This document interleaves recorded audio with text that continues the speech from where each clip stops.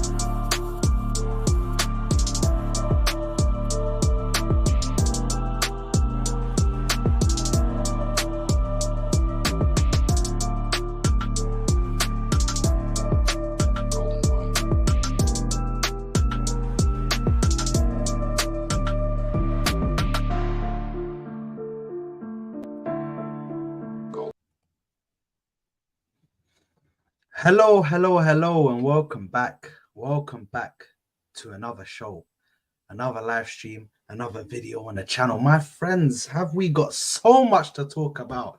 So much breaking news that's come out today. Arsenal with so much breaking news, just day after day after day. Everton have been handed a points deduction of 10 points, plunging them down into the relegation spots. So listen, it's going to be a hard road for them, man. We're going to be speaking about that today. We're also going to be speaking about Mikel Arteta charged by the FA in regards to his words about the decision against Newcastle that came in the Newcastle game. And we will also be speaking briefly about Thomas Partey linked with a loan move out to Juventus. So we will get into it. But first, make sure you hit that like button. Make sure you're subscribing to the channel. Make sure you're hitting that bell notification so you're notified every time we go live, every time we post a video on the channel. Big up to T in the building, live early.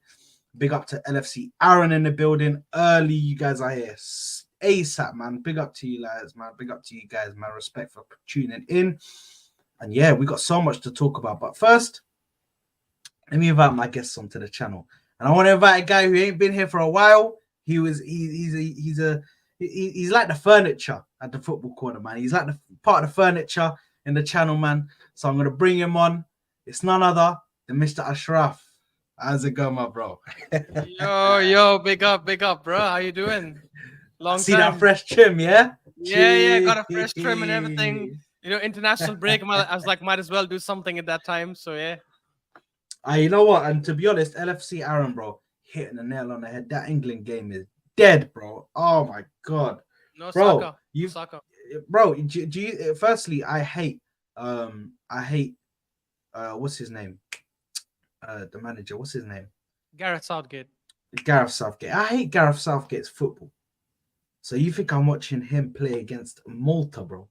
Oh my god, bro. Hell no. But firstly, before we get into the news, let me invite the third guest. The third guest on the show, or second guest, because I'm the host. But let me invite him onto the channel. We already know who he is. Yeah, Giuseppe in the new Giuseppes, the fresh Giuseppes coming through with the Arsenal flag in the back, and he's got on a blue hat, pulling up to the stream. Giuseppe, come on, brother. Come on. Nice to meet you, man. My other brother, nice to meet you. Yeah, man. I'm here, bro. I've been so busy today. I've been rushing about everywhere. So forgive me if I seem a little like tired. But yeah, I'm repping blue. Do you know what? Yeah, I come on and I was thinking, bro, I look like a Spurs fan or something.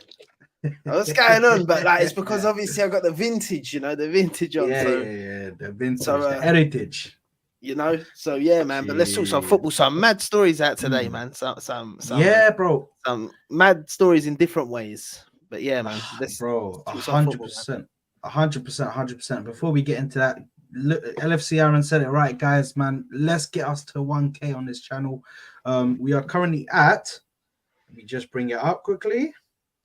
We are currently at 661 subscribers. So if you are new, and you haven't already, make sure to subscribe to the channel because we're trying to get to 1K, man. We're trying to hit that milestone. Also, make sure to subscribe to my boys' channel, Ashraf and Giuseppe.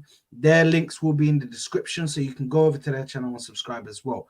But I think the first channel we should sink our teeth into is the first channel. The first story we should sink our teeth into, I think, has to be the Everton news, because I think that hit everybody like a ton of bricks. They were like, whoa, you know what I mean? Because they've been plunged into that relegation spot, bro. So it's definitely not looking good for them. But what are your thoughts? We'll start with you, Ashraf. What are your thoughts on this whole Everton drama?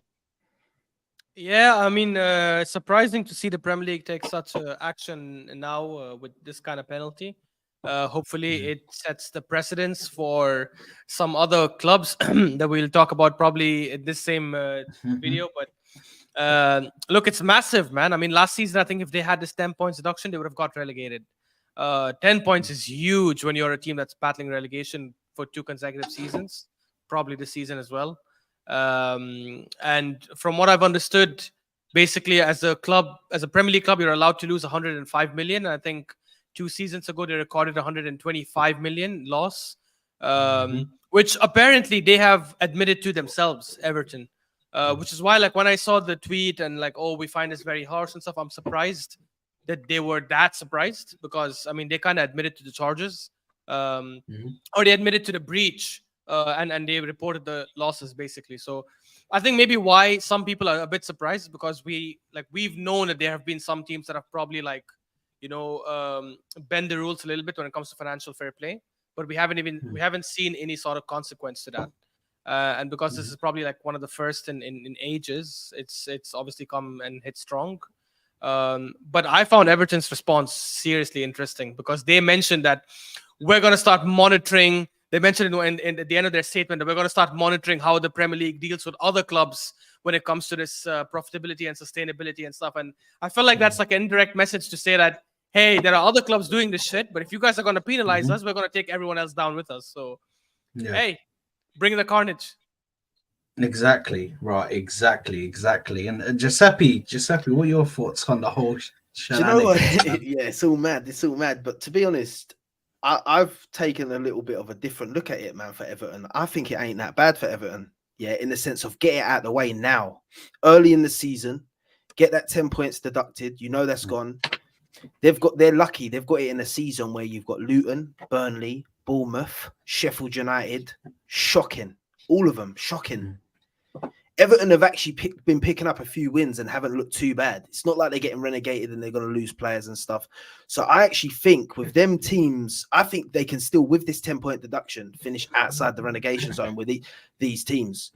But being like last season, as you said, that 10-point deduction, they weren't playing as good, and that would have put them lower. Then I think these teams, they would have still probably got out of the relegation this season, because I think them teams at the bottom ain't getting many points this season. I think you're going to see a really low scoring like relegation, like points tally for all 3 teams, and I think I think that it's going to be probably Burnley that stay up, to be honest. But so for Everton, yeah. But what he said was right, yeah.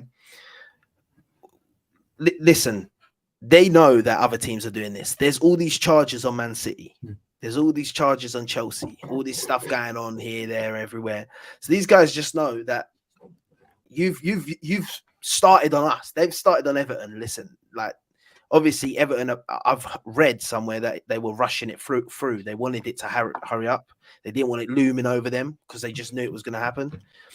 But the point is, they're going to now say, hey, and the problem is if they don't get the proper, now it's screwed for City in that, right? Because if City and that does worse stuff and is convicted of worse stuff now than Everton, then they've got to have more than 10-point deduction. And depends on the caliber of how much worse it is than what Everton done, they might face relegation. And Everton are going to make sure of that now. Because Everton are going to say, hold on, if for this little thing we did, we got 10-point deduction, they done all that and what they get 20-point deduction, they won't accept that. And the same with Chelsea. So listen, I don't think any of them will get relegated. because City could get like a 40-point deduction and still finish top half of the table. So yeah, but for me, I feel a bit peak for Everton, man. Like they can't seem to catch a break. This, like for the fans, not even for the club, they do what they do, but for the fans, man, they just can't catch a break. But yeah, man. Yeah, no, 100%. Listen, I agree with what you guys are saying, and the thing is, I'm in agreement that I think that Everton will get out of it. I don't think they'll get relegated because I feel like this has come at the right time for them because they've just picked up form. Dominic Calvert-Lewin is actually scoring goals. So their players are starting to pick up form. So I feel like they'll get themselves out of there. And I think other teams are just not playing up to the standard that they should be to stay in or to warrant a stay in the Premier League.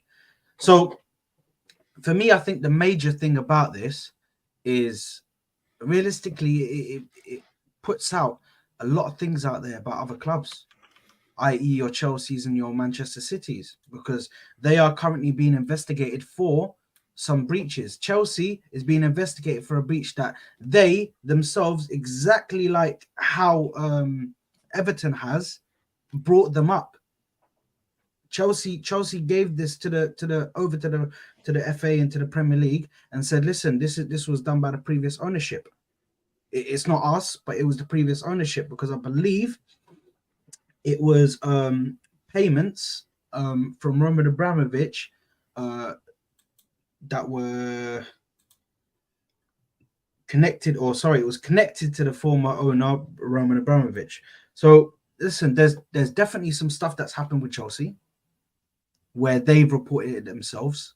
Manchester City, we already know, with their 115 charges, with the Mancini payments, and their whole obstruction of justice and obstruction of putting a case towards them and everything like that, and even just falsifying the books. There's so many charges that Man City are on. So this could be massive for them in regards to them being in a situation right now. They have to start worrying, because if they do get found guilty, their penalties are going to be far greater than this. These guys went maybe like 10, 15 million over. So you would have thought maybe a massive fine would have been sufficient. Even if they got hit with a massive fine, that would have been sufficient. I don't think anybody would have batted an eyelid. They'd just been like, okay, they were just a bit over the spend or the loss. Sorry, they were just over the loss category by, I think, like 15 mil. But the fact that they've been hit with a point deduction of 10 points just for that shows that the Premier League is really trying to hit back at all of this stuff, man. They're trying to enforce these rules. They're trying to enforce them properly. They're going the Serie A route. Yeah, Serie A, very strong. They're very, very strong on making sure these laws are enforced, and they're enforced with power. Juventus was literally sent to the second league, to Serie B, but literally the second division of Italian football. They were sent there because of, I believe at that time it was paying referees, wasn't it? I think it was paying referees is what they done to get dropped down. So listen, this is massive for teams, and teams definitely need to start watching out now. Obviously, City are gonna come up against the Premier League, but this is different from the UEFA. In City's case, for me, in City case, it's different from the UEFA, because UEFA were actually obstructed by how many years they could go back. They were time That's barred. what really stopped them. Yeah, exactly. They were time barred by the amount of years they could go back. The Premier League does not have that.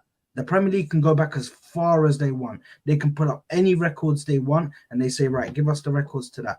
We want the paperwork for this. We want the paperwork for this year, and this year. It doesn't matter. UEFA couldn't do that because they were, like you said, time barred. Chelsea, it's going to be interesting to see what happens with them, because I believe theirs is a bit more serious than Everton's. So that's going to be interesting to see how they deal with it. But also in regards to Chelsea, it was done under previous ownership. So that's where it gets complicated for me. If it was done, under a previous ownership, it was done under Abramovich. Are they going to get prosecuted with the new owners here? Because the new owners just brought it up. So we need to see what well, Hassan is too funny, bro. I said Ashraf charged 150 charges for that haram haircut. Hey, listen, man, a lie, bro. The fresh trim, bro. The fresh trim, bro. He's putting up with the fresh trim. But now listen. For me, it's just simple. It's just simple. Are they going to get charged the same way? That's what we need to look at. For me, sorry, bro, I was muted. For me, they've got to be charged. At the end of the day, it doesn't matter if it was this ownership or the last ownership or 3 ownerships ago. Your team that is currently there benefited from them years. If they won a Premier League in that time, if they hadn't won that Premier League, you don't know where their club would have been now. They might not have the players they have, the manager they have. You don't know. Listen, anything can happen, you know. So if they've won previously and got success from doing this, it doesn't matter what the owner is. When you bought Chelsea, you bought it with when you buy that club, you know that if anything, there's definitely documentation that you sign that says that if anything comes up from when you own this club, it's on you. That's why they can't even contact Abramovich and say, you done this. He's probably going to say, you signed a paper, mate. You took the club and all the debts and everything with it. You know, I've dusted my hands with it. So they need to get in trouble for it. The new ownership, bro, I don't even feel sorry for my man. He's probably breaking rules every minute, right? Like mate, the amount of money that guy spends is unreal. There's got to be something. He's found loopholes. He's found loopholes. We already know that he's been able to find loopholes in the system. He's been able to find loopholes to get himself or wriggle himself out of holes. So yeah, but these loopholes will eventually come back to bite them in the ass because they've given long-term contracts to players and they need to get Champions League football to kind of get that revenue to offset that balance. Because now if they don't get European football again, they're actually in a position where they could breach FFP, which is why I think they have to sell players. With the loss, yeah, exactly. Because with all the contracts they've given, they need to make sure they're getting some European football next season. Yeah, I do think Chelsea are clever though. Do you think they're clever though? I think they signed a lot of these young Brazilian star kids and that. Yeah. So then if like anything does arise, they can sell them off 40 million, 50 million. You know, they're quite clever. I don't believe all these players they've signed just to play for Chelsea. There's too many players. They've bought some players they want to flip. Investments, earn some money back. Chelsea are clever. Listen, they've always been clever, but I think that if I was the Premier League, I'd really go down hard on one of these two clubs. I'm not saying that as an Arsenal fan. I'm saying that if you want to set the tone, if Man City have made mad breaches and like 3 Premier League titles, 2 Premier League titles have been because of these breaches, renegade them. Send a message. That's the message you need to send to the team to make them think, damn, they were running the Premier League and they just got renegated. That's what happened with Juve. And you still get the odd thing here and there. But teams definitely knew not to do that stupidness. I agree with you. Unfortunately, I just don't see them relegating either one of those teams. I think they'll hit them with a massive fine and probably a good points deduction. The reason why I don't think they'll relegate them is just because if we think about it from a business perspective, and unfortunately that's how the Premier League views these things, because they look at obviously how can they maximize their money and how they can maximize their profits. They'll know that probably relegating Chelsea and City could do more harm to them financially than it does if they keep them in the league. So obviously they want to make sure that they're showing teams that, hey, we are going to be strict, we are going to impose penalties, but at the same time they're going to know that it's going to affect them from a TV viewership point of view, from obviously like big games on the weekends and getting people to come to stadiums and stuff. So I don't think they'll relegate either one of them. Probably also why they didn't relegate Everton or didn't put a heavier punishment, because then they can use that same precedent and say, you know what, we found Chelsea and City also guilty of this. I'm saying assuming they are guilty, we find them also guilty, so guess what, here's a 10, 15 or 20 points deduction. I think they'll just try to apply that same logic. Yeah, listen, I think when it comes to City, because I'm just trying to find that the actual thing. I've actually got it here. The actual what I read about the main charges that they're being looked at for. The main allegations include murky payments to a former coach, which we all know that coach, false financial reportings, and obstruction of a league's investigation. So those are the three main things that they are being looked at. The three main things that they're being looked at. And I just want to go to LFC Aaron here because he's actually put a few good points in the chat. And also T said, build Daesh a statue if he keeps them up. Listen, they probably will have to now, man, if he does keep them up. But I think they will stay up. Nah, man. Everton's too big for that. Come on. Let's not be too disrespectful to Everton. They have done a lot. Do you guys not think though, because I saw both of you agreeing, do you guys not think that this could demoralize their players? I think it could push them, bro. I think they could think, you know what, screw this. Why are we the ones getting picked on when Chelsea and that are doing all this? Let's go out there and stay up, prove that. Like it could go one or two ways, but I think if it was happening, if this happened when they were like really low on confidence and that, I think it would just blow them down. But I think where they're on a high, they'll probably take that. Look, we've been winning anyway. Definitely. Where does it bring them in the table? So let me just check. They're on 4 points. They're just above second last. Luton, I think. Yeah. They're just above Luton, I believe. Is it already updated the table? Oh my god, it has. Can I say something? They're 2 points out of the relegation zone. If they win and Luton and Sheffield United lose, then they get out of the relegation zone. So they're basically on level terms with these, but they've been playing better and they have better teams. That's what I mean by I think that they've got a lucky year. It's not a year where like there was Leicester down there and stuff, you know, like last year. This year they're poor, Luton, but like they're poor in my opinion.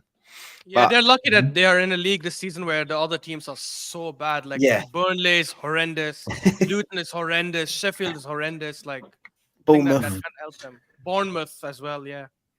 And guys, I'm just let me just get these LFC Aaron comments out of the way. It's just he said I moan about Fenway and not going the extra mile at times, but when you see stuff like this, at least we're in stable hands. Same with Arsenal, I suppose. Listen, we used to be a mess financially, mate. So from our point of view, we used to be a mess financially. We never really hit the ability to really go crazy and make a loss or make a mad gain. But I'm surprised that we didn't make a loss with all the players that we're letting go for free. So actually, I am quite surprised that we didn't make a loss like that. But it looks like we weren't able to. But I think that's why we're monitoring on FFP. Like apparently, when we're not done anything, but they're like looking at us saying like, "Yeah, calm down with spending." I think that's because of that. What you just said about the not selling players, but not making profit. Our biggest profit was Balogun, mate, in the club's history. That's crazy, bro. It's crazy. He didn't even go for that much. No, he beat Iwobi now, isn't it? But it was Iwobi, mate. Yeah. That is the players that have played for Arsenal Football Club and our highest ever sale is Alex Iwobi and Balogun. That's embarrassing. 100%. Ravi coming out saying big up, like and subscribe, guys. Make sure you're smashing that like button. Make sure you're subscribing. And then LFC Aaron also said that the Premier League have to show strength now because of the independent body coming in now. They have to show strength now. This in order to enforce these laws properly and make sure the laws are followed. They need to be enforcing them, man. They need to be enforcing them properly. So this is the time to show. And then FCRN said, absolutely solid. FFP is European and PNS is PL. What's PNS? Is that? I'm not sure what PNS. LFC Aaron is clued up way more than me on this. I don't even know what PNS. LFC Aaron, if you could just let me know what PNS is, because I got no idea what PNS is. But big up to Ozan coming through. PNS, PNS is profitability and sustainability, by the way. Oh, okay, right, okay. See, I ain't clued up on all of this, bro. I'm not gonna lie. I was sitting there thinking about that for like 2 minutes, and I was like, bro, I have no idea what that is. What's PNS? And then obviously go into me saying should Chelsea be fined or should Chelsea be prosecuted for that?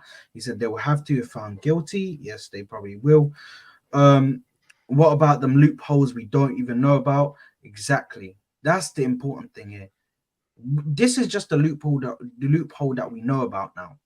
What about other loopholes that he's done financially that we don't know? Todd Bowley could have done like 3 or 4 loopholes right now, found them, and a few of them are financial loopholes that we don't even know, and he could be doing. So we'll have to see about that one. Alexi Aaron saying you're underestimating how much power Man United, Arsenal, Liverpool have in all of this.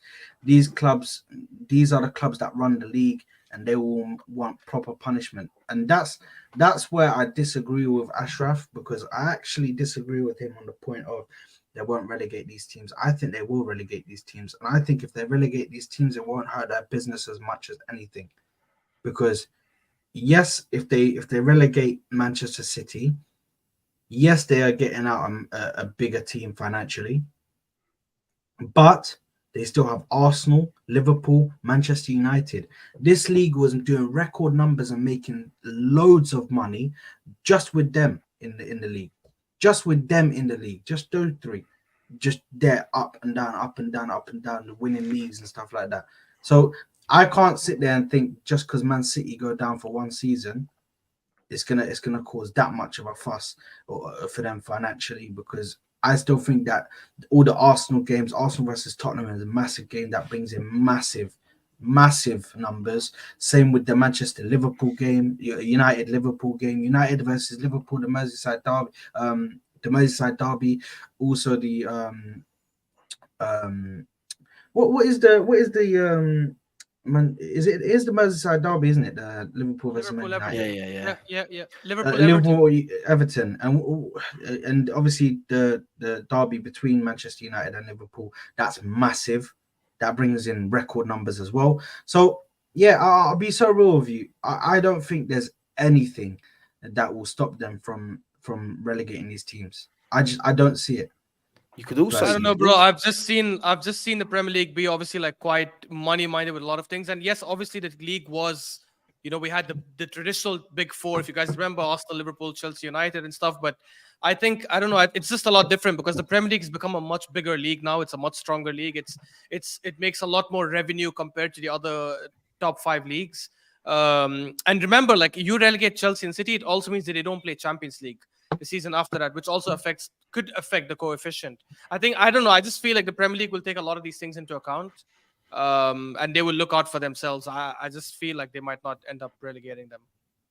I kind of agree with both of you. I think, I don't know. I hear what you're saying about obviously the Champions League and stuff, but if you really look at it, if they were to renegade Man City and say Chelsea as well, maybe Chelsea don't deserve a relegation. I don't know. Like the City one's the one that sounds like it's the maddest thing. So maybe it's just City that get renegated. So if City just get renegated, first of all, you're getting a new team winning the league. That will be a bit exciting for the league. Everyone will go into that league thinking City can't win this one, sort of thing. You'd also have it that the Champions League, listen, you'll still have Liverpool, Arsenal. Even like we got to give a little bit of praise to Spurs. People do recognize them. They've got a big following in the world. Like they have a big following. Massive so financially. And so you've got to look at Spurs and actually give them that bit of respect. And you've got Newcastle now. We're forgetting that Newcastle is now potentially up there. Like definitely with another couple transfer windows. Like if it's a next year relegation thing or something, or the year after that. So I think you got that, and also the eyes that it might bring to the Championship. Because you got to think that how many people are going to be going, I want to see this City in the Championship thing, like them just like smashing teams in the Championship.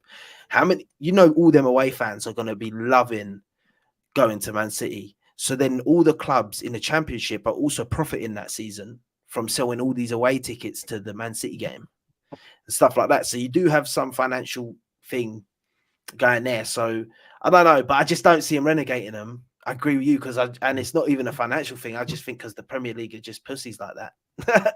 I just don't think they have the bottle to do it. That's fair as well, yeah. Fair enough. But yeah, man, that's my. By the way, we have to No. we have to also take into account that they might not even find them guilty. Like that is a possibility as well. Like they might like obviously throw all the lawyers and everything and somehow get loopholes and because look with UEFA, when they got obviously charged Man City and they had to pay a hefty fine. The fine wasn't because they were found guilty of anything. The fine was because they were not cooperating. They were not giving documents at the time they were asked to give and all that stuff. So they could do something similar and not get fined at all. By the way. But surely over 100, there's got to be something. Like there's There no has to way be. there's that. Yeah, like over 100 has to be. There has to be. Yeah, they but might guys, not get all of them. They might not. Yeah. They might not be. They might not have 115 charges, 115 convictions, but it could be like 30, 40 of them are, and the rest are Probably. Because we Oh, have a to lot of remember, them like, a couple of these 115 charges, like the grass is too long and stuff. I think Yeah, whoever exactly. tried to build this case tried to add anything they can find just to make the number big enough to make it more appealing. I think probably 6 or 7 of these, because I read the report from goal.com and there were 6 or 7 charges that were serious, which is the stuff you mentioned earlier, Saad. I think those are the ones that they will look to push them on. The grass too long and stuff like, I don't think that'll go anywhere. I didn't even know that. the grass is too, No, they actually literally like, in a game. The grass, It is. yeah, it's the grass. The grass on their training pitch, I think, was too long. Not meeting with the standard and regulation of the Premier League, stuff like that. And then there's something. And by the way, the about difference was water and very shit. minimal. The difference Yeah. was so tiny. Like I think it was millimeters. It was millimeters, bro. It's yeah, crazy. it was just silly. But Ozan here says, I actually think a 10-point deduction for Everton isn't harsh enough. What are your thoughts on that, lads? It isn't harsh enough. No, I think that's pretty harsh. No, I think, to be honest, if it's just if it's a financial thing like what you're saying, that it's like a 25 million over like a loss, I don't really. And look at like I'll be real, right? Cheating is cheating, no matter what. But if it's something that you can actually like say that this is the reason a big reason why you've done something, then that's when I think it serves more of a punishment. If it is this, I don't know fully what it is, but if it's that 25 million over and that, who would have moaned if they got 100 million deduction and they weren't allowed to sign someone for January transfer window? I feel like everyone would have just said, fair enough, they've got a little transfer ban, maybe even next summer. So what, a season transfer ban from now. I don't think anyone would really say anything like it's not harsh enough in that, but I don't know, that's me. Yeah, I agree with you. And the thing is, this is the first punishment we have seen for FFP breach. So I wouldn't, or a PNS as they call it in the Premier League. So I don't think the first punishment should be that harsh, especially when you're like trying to make an example. And the thing is, for me, right, personally, this is just my opinion. I know a lot of people might disagree with this. I don't think what they did was necessarily cheating. I think it was just bad planning, because the whole reason why they went over the 105 million by 20 million is because they went and signed a bunch of players and gave contracts and stuff with the hope and the risk of, hopefully these players will get us to like top 10, maybe like compete for European positions. So they tried to play that risk. It didn't pay off. So because it didn't pay off, obviously they breached, and naturally now they should be penalized for it. So I don't think they intended to cheat. I think they just didn't plan good enough. Yeah, because if they actually hit a European spot or actually got into the Champions League, they would have been that fine. they would have been fine, because they wouldn't have made such a loss. They would have played not even Champions League side, even Europa League would have been fine, I think. I think. Yeah, exactly. So listen, I think it is quite harsh. Ozan's just on his savage vibe right now, so he's just on his savage vibe. It's not good enough. It's not good enough. Relegate them. Send them back to the Championship. But listen, Everton is still a massive. Although people see them now, they're not winning in anything, and they're struggling mid-table to bottom of the table. Everton is massive. They're still one of the founding clubs of the English game. You know what I mean? Of the first division. They're the founding clubs. That was Liverpool before Liverpool even existed. Is Everton. So, they're a massive club. They were here from the start, man. But let's just quickly get this last one here. Guys, Man City aren't that big. They are successful, but not big.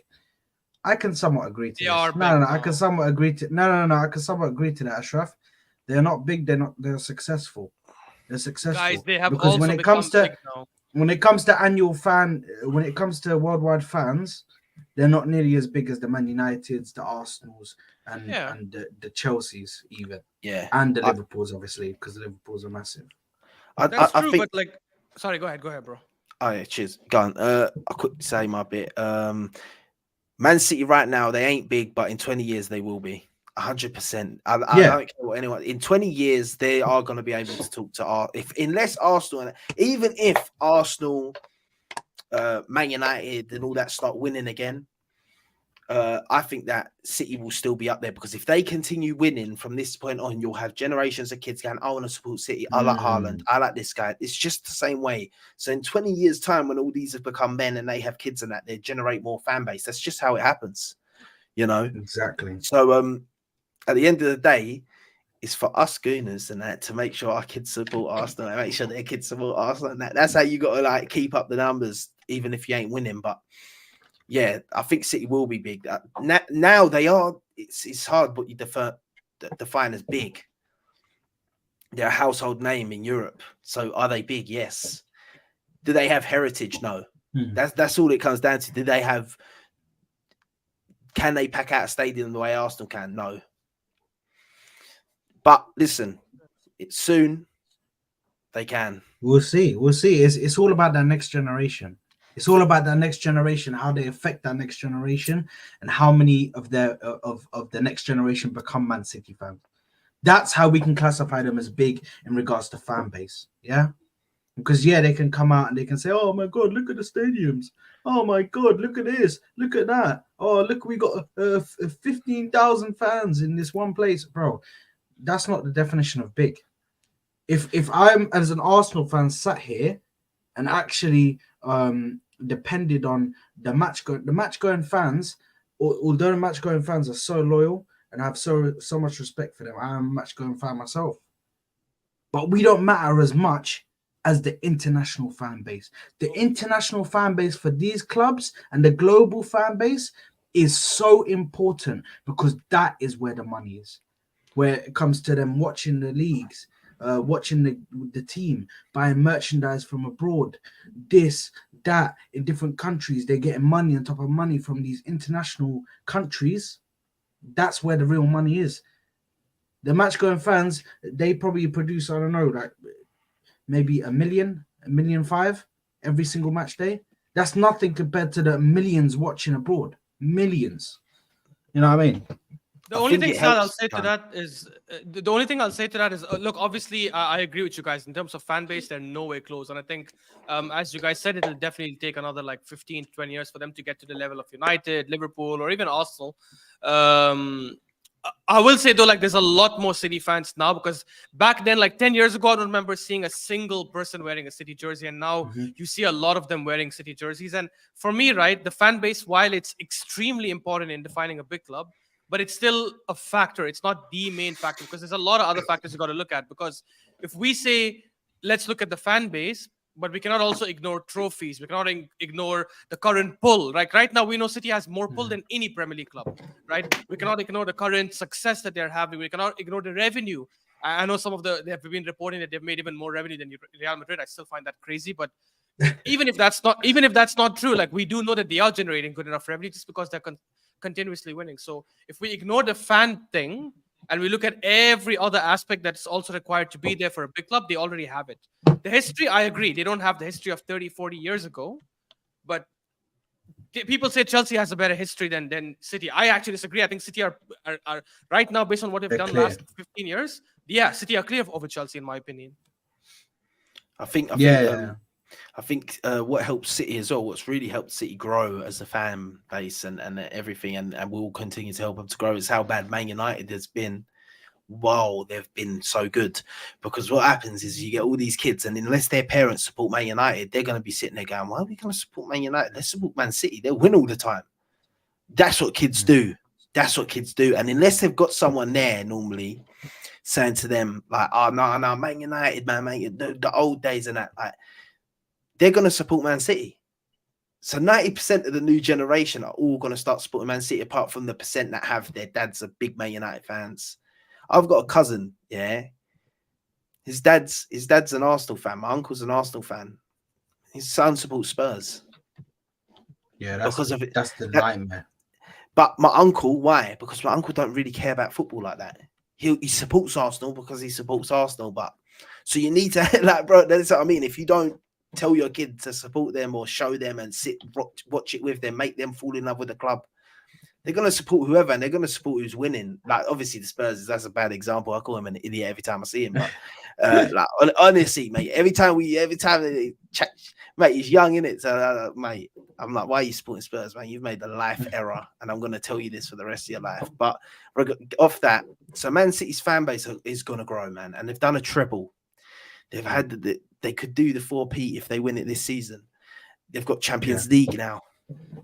Listen, if in the next 20 years, let's say in the next 20 years, they surpass Man United's Champions League record, surpass Man United's Premier League record, then they're going to be a bigger club than Man United.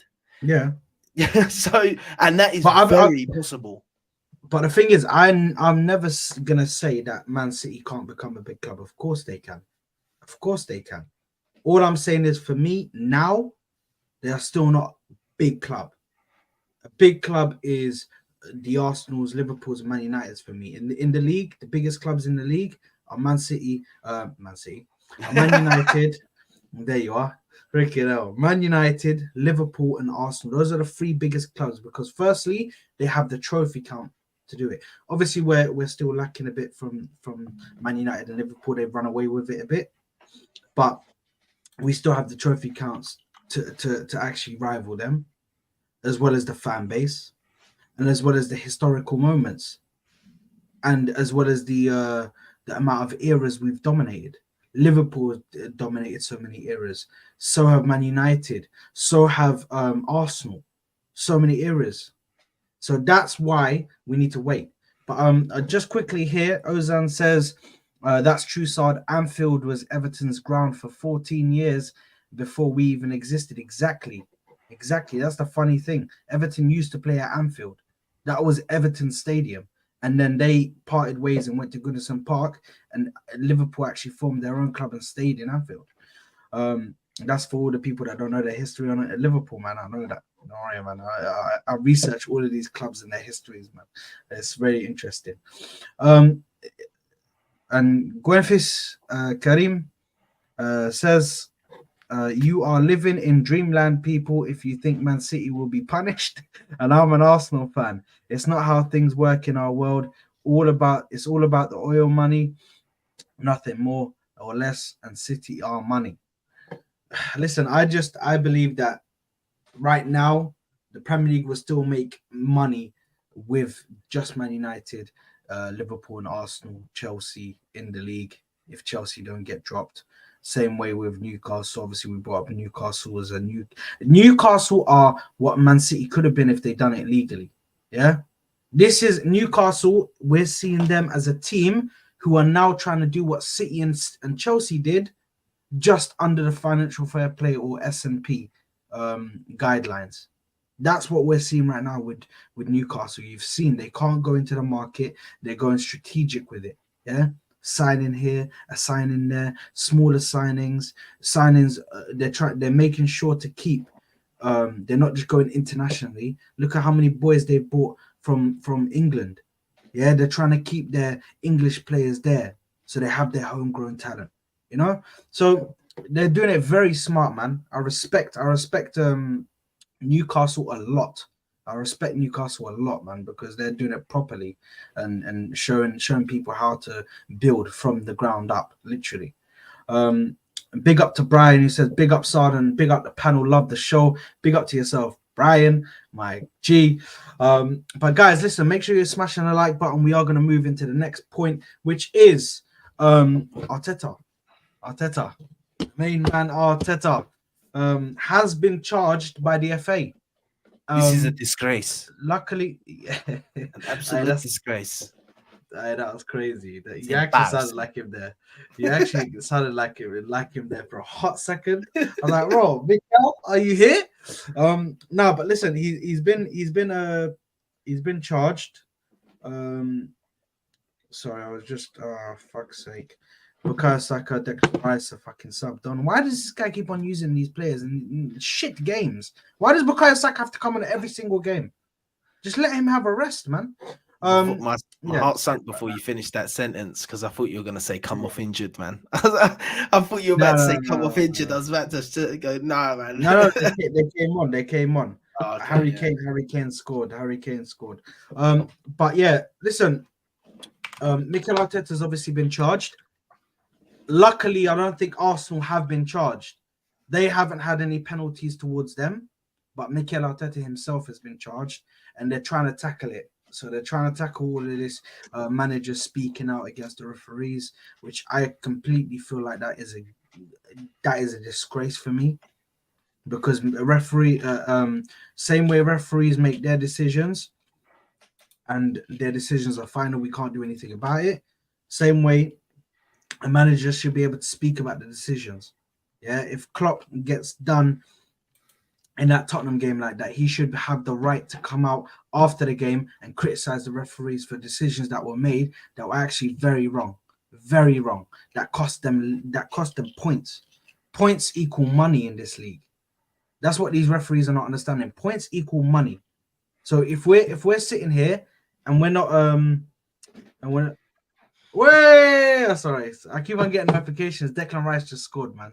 Big up Deckers, man. Wow. But there's no way for me that if Jurgen Klopp comes out and speaks, he gets criticized and he gets fined and he gets charged by the FA. Mikel Arteta speaks out, gets charged by the FA.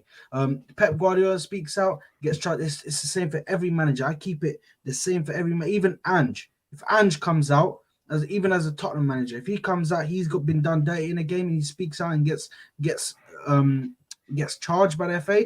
Absolute disgraceful. What is this? Are they not? Why are they not giving the managers a voice? You have the managers there. You told them legally you have to come out by the rules. You have to come out and give a post-match press conference. You have to do that. So why are they not letting the managers speak freely and have their decisions and have their opinions put out there? Instead, we're being dragged back, and our mouths are being taped shut. And I hate the fact that this is all happening. I hate the fact that it happens, and even now, it just keeps on happening. This season has been the worst refereeing I've seen in a long time. Do you know what I'm saying? So, yeah, man, I'm not happy with the charge. I think it's a touchline ban that they're going to be giving him. But what are your thoughts anyway, lads, man? Disgraceful. Listen, I'm not even going to lie to you. This has really pissed me off. Like, I'm not going to lie. Not even as an Arsenal fan. Just as a fan of football. Like, if I'm being honest, every fan should be pissed at this. Like, if you like Arteta, if you hate Arteta, yeah, if you agree with what he said or you disagree with what he said, you should be pissed off, because at the end of the day, all this is showing is there's no freedom of speech in football. Mm-hmm. Players can't come out and say how they actually feel about situations. Managers can't come. Declan Rice's goal got disallowed. Yeah, pissed off, man. Even that pissed me off. That's probably a wrong call. Bro, like, Saka even got the assist for that. Oh, really? That was brilliant. Mate. But yeah, so like at the end of the day, it's showing that the players, the managers, they can't speak their mind. Listen, I would agree 100% if he was disrespectful directly and said like Martin Atkinson or whatever the ref's name is, like Mike Dean, Stuart Atwell. Stuart Atwell is a piece of crap. Like if he said something like that, or he directly said Stuart Atwell's name and started cussing him out and that, yeah, I can understand that they're saying that's a bit, you've attacked someone, yeah. But to just say that he thought that the display was embarrassing, why don't so can we now ban pundits from saying that a performance was disgraceful from a team? What's the difference? What's the difference from when they go on and say Harry Maguire was disgraceful in the game? He was a shambles. He ain't good enough. So it's all right for the media and all that to say that about players and say that about managers. Say managers should be sacked. You've got pundits on there saying managers should be sacked. A man should lose his job. That's fine to say. But if a manager comes out and criticizes a poor decision that everyone in the world agrees, bar people that want to on a wind up agree that there was poor decisions in that game. Let's not even if you take the goal away from it, the elbow to Jorginho, you could say the Kai Havertz tackle. That means it was a disgraceful display. They said two things that they got wrong. They admitted to. So you had a bad game. Accept that. The manager's allowed to come out and say it. If anything, online, he's been getting ridiculed as well.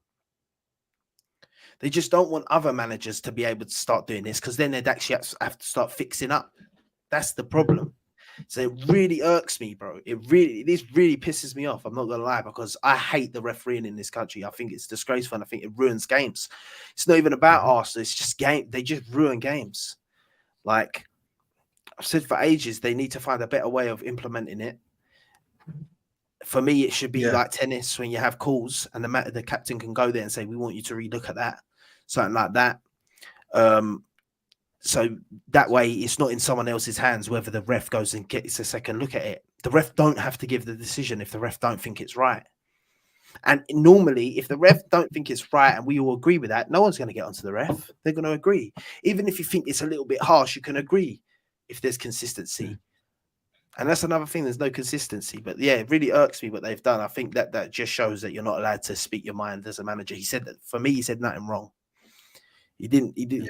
He was even respectful in it in a sense. Even come out the next week and said like VAR was spot on in the game. No, he done it in a funny, jokey way, but he has come out and he did come out and say next week that he agreed with the decisions and when it works, it works. So I don't get the issue, but I think it's harsh. Definitely, I didn't know he got a touchline ban. That's disgraceful for me that he's got a touchline ban for that. He didn't shout in a ref's face or anything like that. So for me, this means that Pochettino should have a touchline ban for the way he was running on the pitch screaming at the ref. Like how's that? How's what Arteta done worse than what Pochettino done? Because Pochettino actually went up to the ref screaming in his face, actually going up to him. Arteta at least was calm, went to the back, and in his interview, when they're asking him, man, what he thinks about VAR, and basically they've now said to him, "You're charged because you didn't lie. You didn't lie and just say that it was all right and it is what it is. You spoke your mind. You spoke the truth that you feel, so you're going to be punished for that." That is basically what they've said, and that's what they've told everyone. And then all other fans are going to laugh at online, Arteta this laughing until it's their club, and this is what the problem's going to be.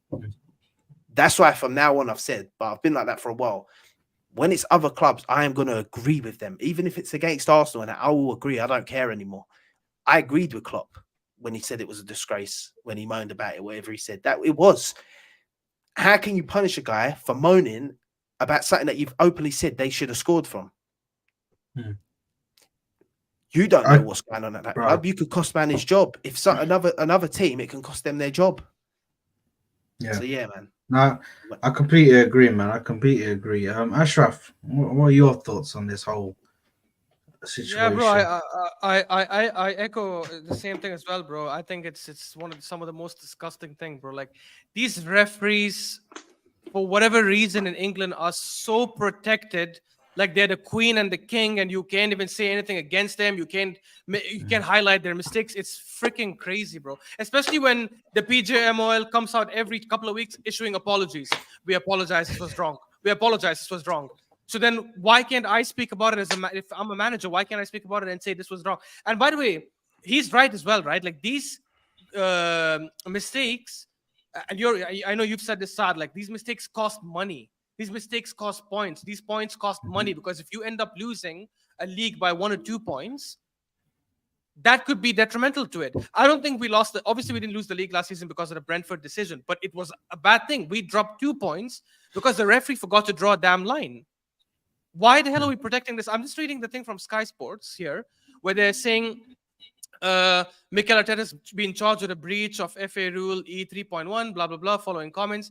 It is alleged that his comments constitute misconduct as they're insulting towards match officials and or detrimental to the game and bring the game into disrepute. Are you mad? Your mistakes are the ones bringing the game into disrepute. Your mistakes, the repeated mistakes time and time again, are the ones affecting the matches, not what the managers are saying. You think because Arteta came out in the press conference and criticized the referees that suddenly now everyone is going to go and carry stones and start stoning the referees in the middle of the pitch? Are you stupid? It's crazy, and I've said this before. Every time they come out with these stupid apologies, I don't want to hear apologies anymore, right? I want you to instead come and say, this is the mistake that happened this game. This is what we're going to do right now to rectify it and to make sure it doesn't happen again. But they will never ever say that because they know that means they have to have a level of accountability that they're not willing to stand up to. If they came out after the Brentford game last season, or if they came out after the Liverpool game, that shambolic Liverpool Tottenham game this season and said, hey, you know what? We made a mistake. Luis Diaz's goal should have stood. This is what we're going to do moving forward to make sure that it doesn't happen again. But they won't. They'll just come out saying, we're sorry. It was a mistake. Okay, it's done. They released the VAR audio as well for that Newcastle goal, by the way, as well. The way they quickly dismissed that Joelinton push on Gabriel was so damn disgraceful. Oh, it was light. It was light. Watch the replay from the other angle. The guy has his hand on Gabriel's neck and he's pushing it down. He doesn't have it on his back. He has it on his neck because I saw a video. I forgot which channel this was in, where someone came out saying, oh yeah, if he pushed him, his head should have gone back up that way because when you push someone in the back, your neck goes back. Watch the replay. His hands were on his neck. So when you and he didn't push him. Yes, he shoved him down. How will his neck go flying up? And the way they just dismissed it so quickly and didn't even bother discussing it or going through it quickly. And you've mentioned something that I think you hit the nail on the head, right?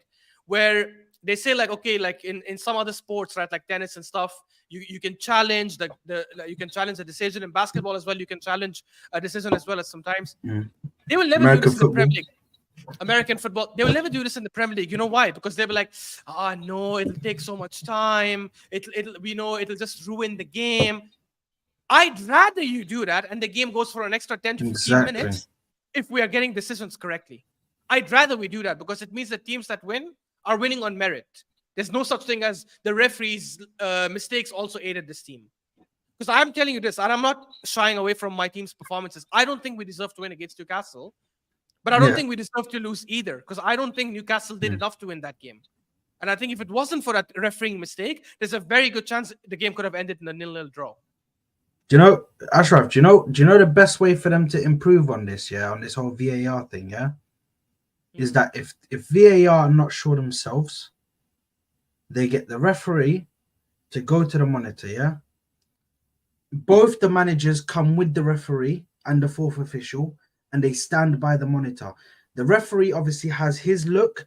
He looks, he sees what he does. Whatever decision he makes, he goes to the managers with the fourth official and explains his reasoning. He says, this is the reason why I made this decision. I made this decision because you can see here, there's a foot hitting him, or there's the shoulder is just offside, or there's a push, or there's not enough contact there for me. Explain it to the managers so at least we have some clarity. In American football, we can hear this. If you're watching as a spectator, you hear while they're having these discussions. You can hear what they're saying live in time. You can hear in American football because these sports, although I think money-wise, I don't even think American football money-wise is as big as the Premier League when it comes to how much money it generates.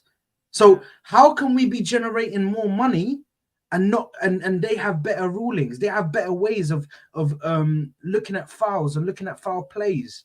How does that make sense? It does not make sense in my head. If I'm sitting here, I'm just a YouTuber. I'm just a normal guy who goes to work every day. And then I come back and I do my YouTube and I talk with these lovely people and I talk with you guys on a daily basis. Bro, if I can just sit here and come up with that idea off the top of my head, why can't they come up with something where we are able to have a way where there's transparency with the decision that's made, not the wrong decision is made at the time, or there's no communication between everybody. That Liverpool goal that was disallowed is a fucking joke. That is a joke. A joke. Do you understand how bad that is? The fact that they're sitting there and like, what's the decision that's been made? Bro, could the referee just stop and relax for a second? Say to the referee, don't do anything until we come back to you. Don't do anything until we come back to you. And then when you go back to the referee, speak to him like he's 4 years old. I don't give two flying fucks. Speak to him like he's a toddler. Say to him, this decision, our decision is it is a goal. Don't say decision is it's confirmed. Check complete. But what is that? Exactly. Check complete. What is that? You've not informed the referee of nothing. You've just said that the check's complete and that the offside stands. Bro, It doesn't make sense, bro. For me, anyone, because I've seen these comments so many times on Twitter, said by pundits as well and stuff, when they say, "Oh, VAR has ruined the game." No, you idiots! VAR hasn't ruined the game. The people running VAR have ruined the game. Technology doesn't make decisions. Technology actually gives you better views. It gives you time to delay the game and actually make the right informed decision. If the people behind it are stupid and don't know how to actually use it to communicate and get things right, like this check complete, for example, has nothing to do with technology. It's two idiots who didn't know how to communicate properly and get the right information on the pitch. That has nothing to do with VAR. Actually, VAR has reduced the number of errors that have been happening. If you look at football way before VAR, there were so many errors that were happening, and obviously there was no correction because when the referee gives something, it's done. It's the way people use VAR. And here's the thing, right? I think a lot of referees, I'm gonna say mainly in England because we watch the Premier League obviously a lot, but I'm pretty sure it probably happens in other leagues. A lot of referees are hiding behind VAR because they're afraid of making decisions. So they'll say, hey, you know what? I'll let this go. And if it's wrong, VAR will change it. The problem is VAR now comes out and says they cannot intervene unless it's a clear and obvious error. So it becomes such a gray, murky area where everyone is afraid of making a decision. And we're like, okay, we'll just leave it for VAR. We'll leave it for VAR. It's so stupid, man. It's so stupid. Like, I don't get this. Yeah, 100%. You're right. You're right. And there's a few things that I see. Like, for example, I can't understand their ruling of the way they use it and stuff. Like, it doesn't make any sense to me because it's like technology is technology. You use that for a reason. If you make a bad tackle and the ref don't see it, you go on an attack. Yeah, you go back, and you score. Then VAR checks and says, actually, there was a penalty down the other end before you scored. The game will go back to that penalty. Yeah, it'll go back. It'll cancel your goal. It'll go back because that was the thing that happened. So tell me why they can't stop the game after Liverpool, they found out it was a wrong call, to go back and say, actually, that was a goal. Why can you not do it? And then they're like, we're not allowed to do that. We're not allowed to stop the game. What do you mean you're not allowed to stop the game? When it's something else, you literally stop the game. It's not an instantaneous sometimes when the foul happens. Look at the one with the red card in the Spurs game with Romero. He made that tackle. There was more play. They scored a goal. That got disallowed. And then they look back at that and sent him off. It just don't make any sense to me. And it's this whole phases of play. It's this whole phase of play bullshit. It's nuts. And I remember watching the World Cup and watching the offside technology there and saying, this is amazing. When it goes to that little virtual screen and you see the players and it goes and it shows the line and you can see where they're offside. I was like, that's fucking brilliant.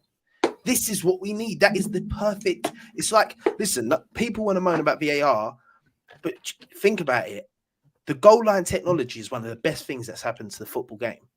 Yeah. Yeah, because it allows so many more times where there's these things and teams get goals and it's hard for a ref to see because there's those players in the way and it gets it right.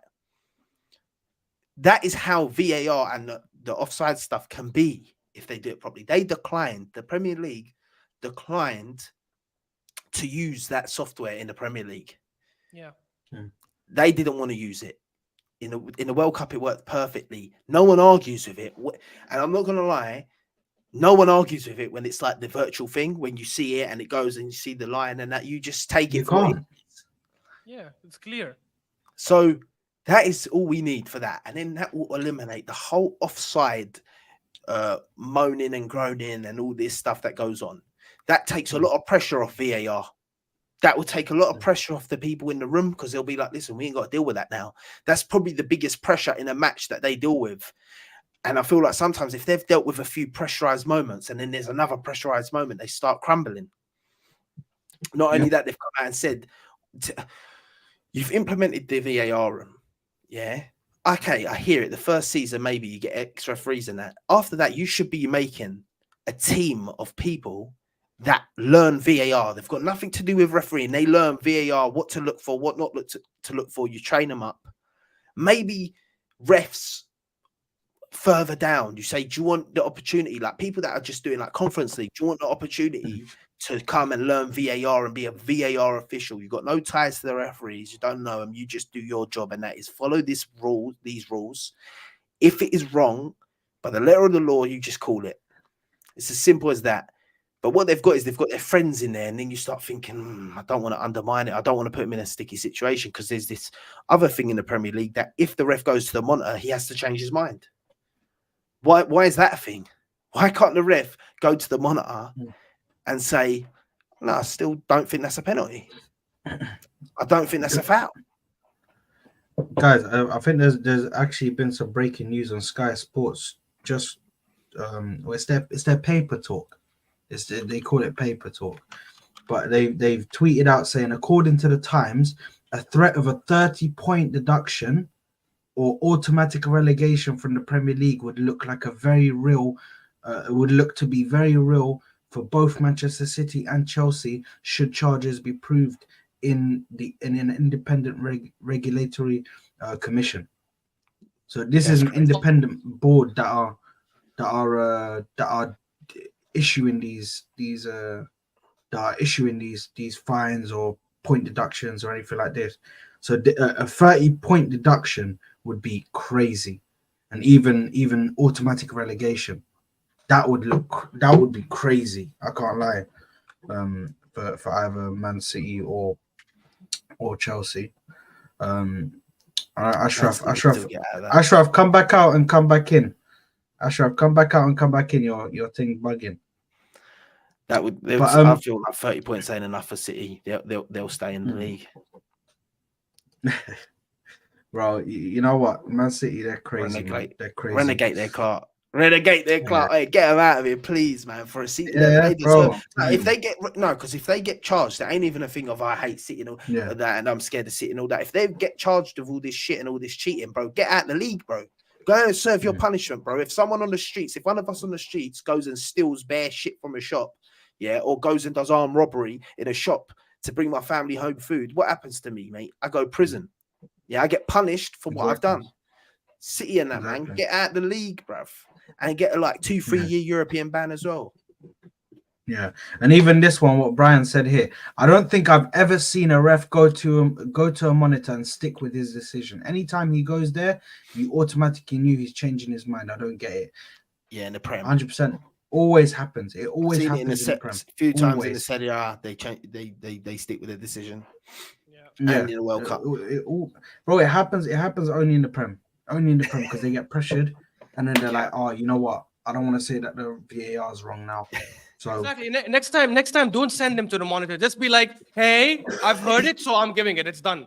Because there's no point in me going and seeing it. It's 100% record. So just do this fine and be like, this isn't changed. It's stupid. Bro, hey, Ashraf is funny when he says some stuff sometimes, bro. I swear he actually jokes, man.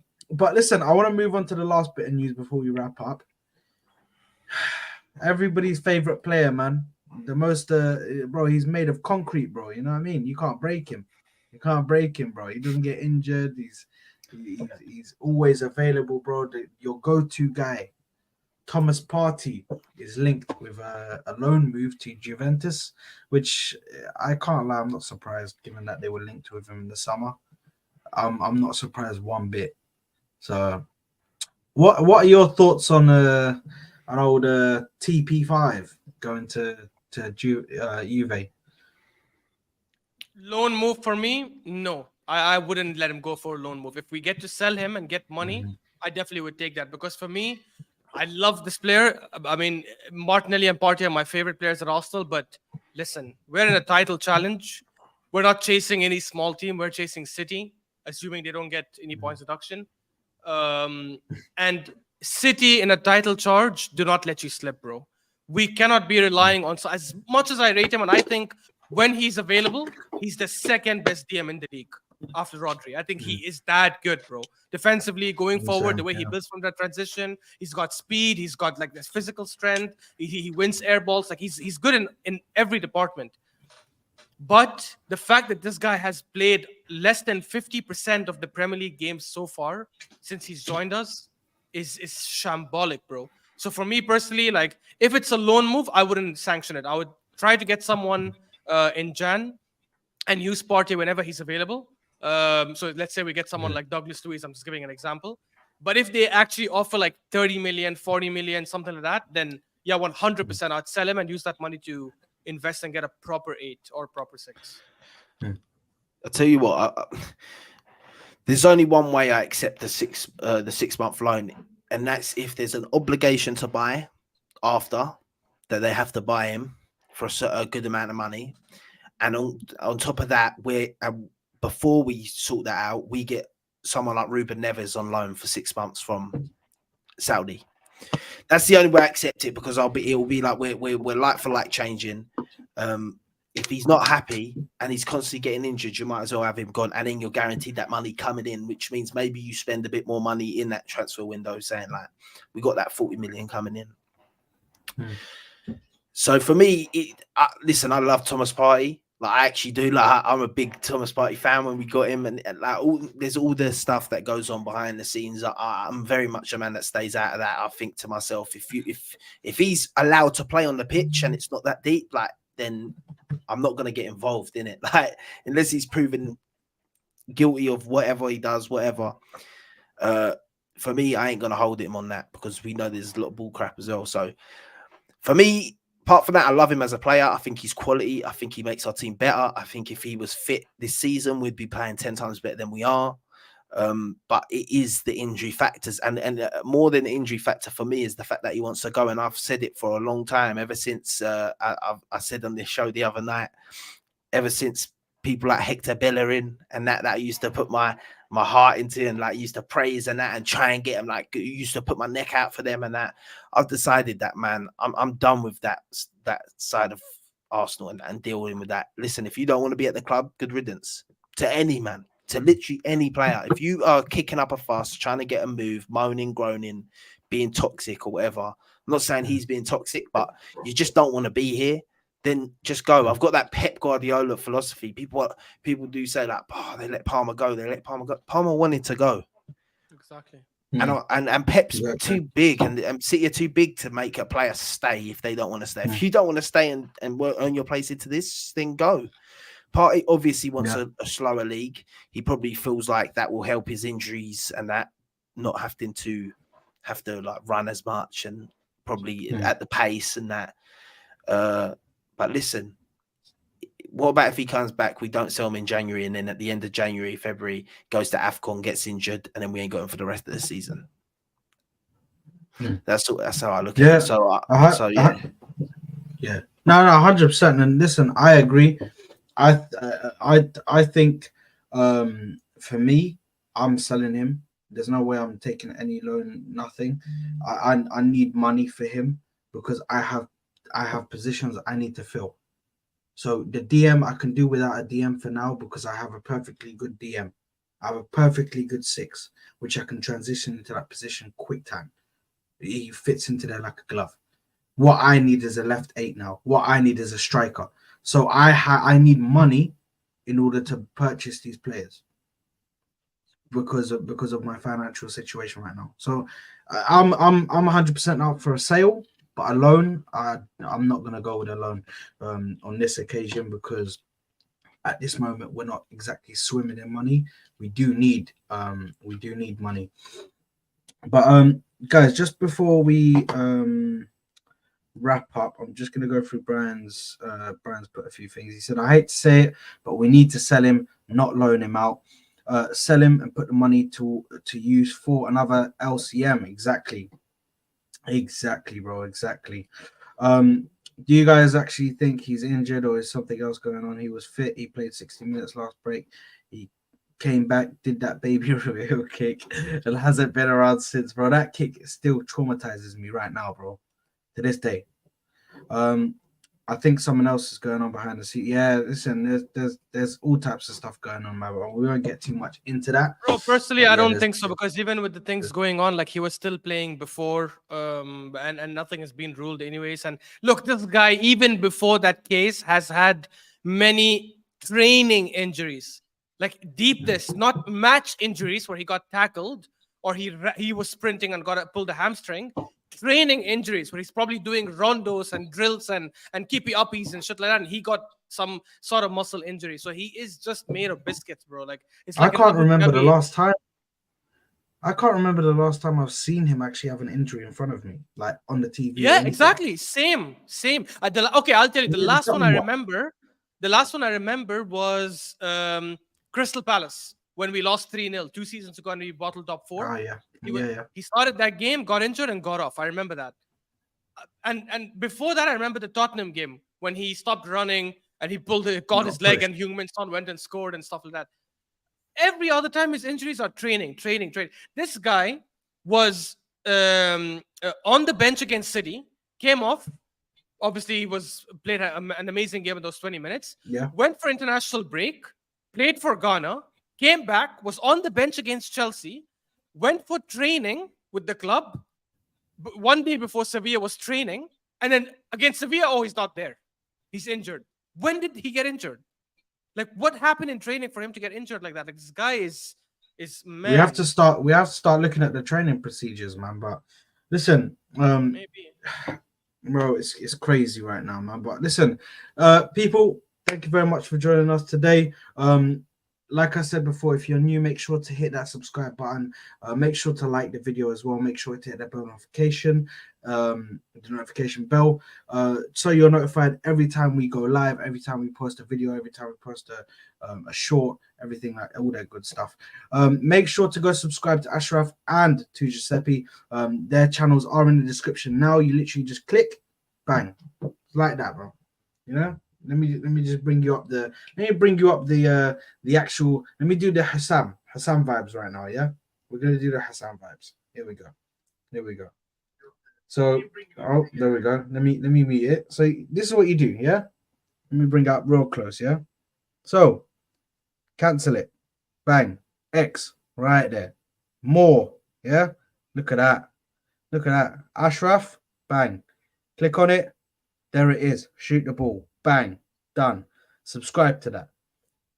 Unbiased Sport. Bang. Subscribed already. Subscribe to that. That's all you have to do. Make sure to subscribe to them. Make sure to get at them and watch their content. I am going to be on Giuseppe's channel as well, so make sure to tune into that. But it's going to be great. But anyways, people, we'll love you and leave you. Big up to T. Big up, man. Big up. Great show today, man. Great show. But big up, guys. We'll see you on the next one. Laters, my people.